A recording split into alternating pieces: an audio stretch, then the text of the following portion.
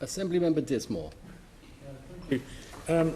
A Jewish constituent wrote to me by email a little while ago, not a little while ago, a couple of weeks ago, and he wrote this: I can tell you that most of the discussion amongst my circle of friends, mainly Jewish, is about when Jews will have to leave this country, as we've had to leave others so many times in our history. Many are settling their affairs before going. There's a strong feeling that this day is approaching, and quite quickly too. I wonder what effect that will have on the economy, culture and numerous other fields in the long term. The Jewish Chronicle did a survey in August, and it showed 63% of Jews in Britain now think there may be no future for Jews in the UK because of this rise and fears of anti-Semitism. Well, I want to reassure you and your constituents, all of them, Andrew, that this is something that the Met and I take incredibly seriously, and we will come down very hard on people who promote hatred, who promote discrimination of any kind. And it is very important for the Jewish community in London to know that they are a huge and vital part of our lives, and they are loved and they are valued, and we will not tolerate abuse.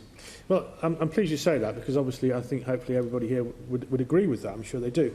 But he also says this: as usual in this country, it's all talk and little action. And the question they really want me to put to you is, what are you actually going to do about this state of affairs, rather than talking about it, not just by encouraging words, but by effective action? What can you do? And another constituent sent me a link to a video. And this video was a group of people on a London Underground station waving the Islamic State flag, faces covered, screaming out anti-Semitic language, protected by the Metropolitan Police. They were protected by the Metropolitan Police, who were policing that demonstration. Is that the sort of thing the Metropolitan Police should be doing, protecting them or arresting them? Well, Andrew, as you know, the flag of the Islamic State, or ISIS, or whatever, ISIL, or whatever they call themselves, is we don't tolerate that, and that I think has been taken down on at least one occasion, and I think the Met has overseen that, and we do try to make sure that is never flown. I would encourage all boroughs to take the same attitude, and I know that they do. On the role of the Met in policing demonstrations, there are about 5,000 demonstrations every year in London, and we are very proud of a society that is free, that allows free speech, and allows people to express their opinions. Where that shades over into vicious degradation of other communities, where that shades over into incitement, that is plainly intolerable, and it's the duty of the Met to stop that. And to ask what, you say, what are we doing concretely? Obviously, you'll have heard what I said about the increase in the number of charges for these offences. We're taking it very seriously. There's a lot of work going on with the CST, as you can imagine, to stamp out such behaviour. Well, I'm pleased that you say that, Mr Mayor, and I agree with the sentiments of what you had to say. I think everybody would agree with that. The real problem is, when you see these demonstrations, which are violently anti-Semitic, not just anti-Israel, not just anti-Zionist, but turning to this anti-Semitism, the police don't seem to take action. They seem to just police the demonstration as though it's any other demonstration. Of course we have to protect the right to free speech. If people want to protest about what's going on in Israel, that's fair enough. But when it goes over the line, the police should not be protecting those people, they should be arresting them, and they're not. That's the problem. Well, I mean, I'd have to, I'd have to have chapter and verse there, Andrew, of the occasions when you think the police should have arrested somebody for incitement and failed to do so. But believe me, this is something we take incredibly seriously, and I just want to reassure you about that. If you have particular evidence of somebody who should have been arrested, then for heaven's sake, give it to me. Thank you. Assembly Member Dismore. Thank you, Chair. I assume from your reply, that, such as it was, that you've not yet put your submission in to the government about this. There's only 10 days or so to go, so it'll be interesting to see what you say. Thank you for your letter, by the way, about Premier House in my constituency, which is helpful but a little vague. Are you aware of the existing PD rights, that if an office block like the existing PD rights, yes, which the government want to extend, that if a office block is converted to housing, there is no obligation to provide any affordable housing whatsoever in that conversion? Would you be making that point? And in relation to Premier House, the Chief Scientific Officer at Barnet said that if they were able to, he would have refused the application on environmental health grounds, but they can't refuse on environmental health grounds because that's not taken into account either. Will you make that point in your submission as well? Well, you're asking about Premier House in Edgware. And I'm asking about the principle in your submission. Yeah, look, let me ask the question. Go on. Will you first of all make it clear that you do not approve of the conversions of offices to residential where the office block is occupied by businesses and that should have proper planning consent through the council? And will you also make clear in your representations that the existing rights don't work anyway because of the lack of affordable housing provision and the lack of objections permissible on environmental health grounds?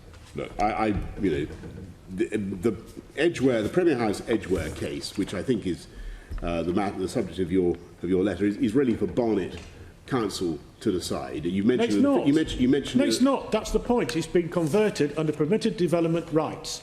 The council has no power to stop it. That's the point. That's the problem. 150 businesses, 600 jobs are going because there's no right on the council to stop it. That's the point. And that's the point you should be making in your submission to government. Well, I'm grateful for what you say. My information is that this is a matter for Barnet. But the issue for Barnet, which they've washed their hands of, is relocating the office. The offices are being displaced. The point about it is Barnet has no power to object, even if they wanted to. They have no power to object, and the same applies for most of London. It seems to me you need to get yourself properly briefed on this issue, Mr Mayor. The impact is horrendous throughout London. In Camden, we've also lost several hundred jobs in another office block in Camden Town. Exactly similar. Start-up businesses all thrown out at the drop of a hat. Well, you need to get to grips with this. I will be very happy to send you the response to the government's consultation when we send it, and we will be making a very vigorous case for the retention of business space in London. Whether we can save Premier House in Barnet, it's too late. I don't. It's too late. I don't know. This is, as far as I know, is a matter for. It's too late. But can I also? But I totally share your hostility to the loss of business space, and it is very, very important we don't lose the potential for London to generate jobs. I would, however, remind you that the economy is going absolutely gangbusters. We've got employment at a record high, unemployment at a record low, and we have a housing crisis. We have a housing crisis of epic Let me put to you, Mr Mayor, there will be cases where the letter I received today. Brandon Lewis says we believe the market will make the best use of existing stock, which may in some cases mean the relocation of businesses to the available office space.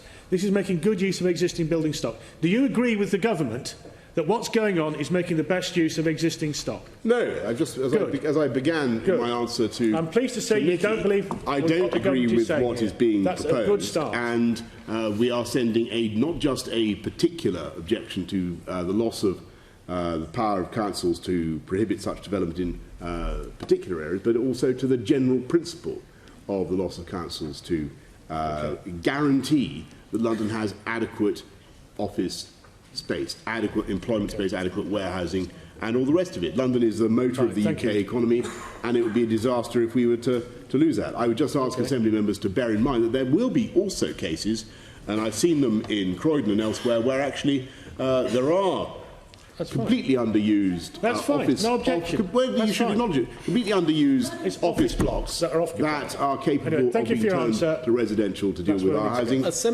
crisis.